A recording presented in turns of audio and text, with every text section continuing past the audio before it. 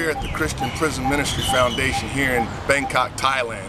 And we're just going out and partnering with them and having an opportunity just to fellowship with them. And we just want to present this to you. Thank you. After arriving at the facility on Saturday evening, we were greeted by old friends and immediately began to prepare for the upcoming week of ministry. The following morning, we met with a man who had just been released from prison.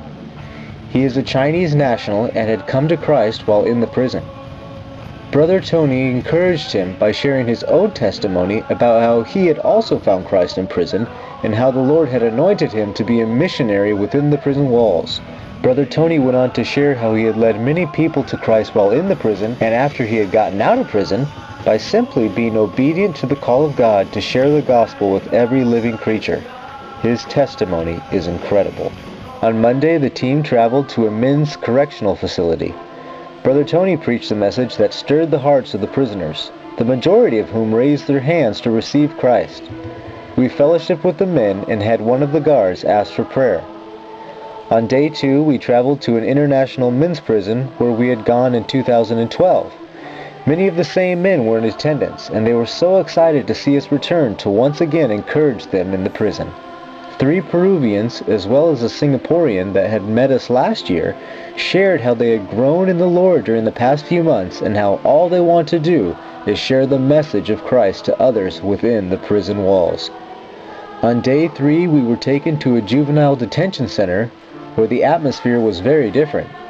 We brought along 5 troubled teens with us so that they might see where they could end up if they continue down the path that they are currently on. We had roughly 200 boys in attendance that morning. They ranged in age between 10 and 17 years old. Few, if any, had ever heard anything whatsoever about Christ. Brother Noah and Brother David testified of the goodness of God and that He can make bad men good. Brother Tony then shared how he was similar to them as a teen, and it was only when he landed himself in prison that he saw who it was that he was really serving. Over half the boys raised their hands at the altar call.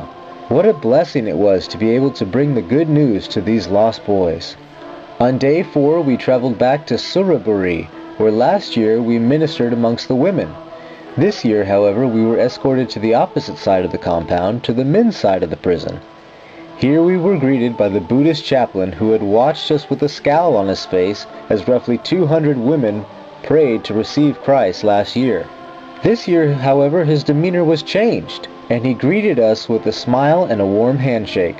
The Word of God was preached, and the 200 men sat with intense faces as we shared about lives of sin and shame and how Jesus had set us free.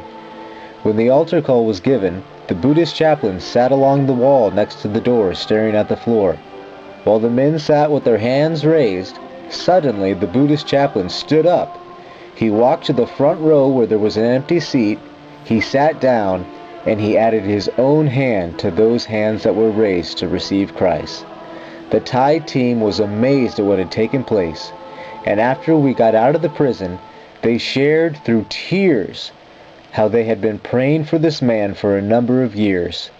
What a blessing it was to see their prayers answered right before our eyes.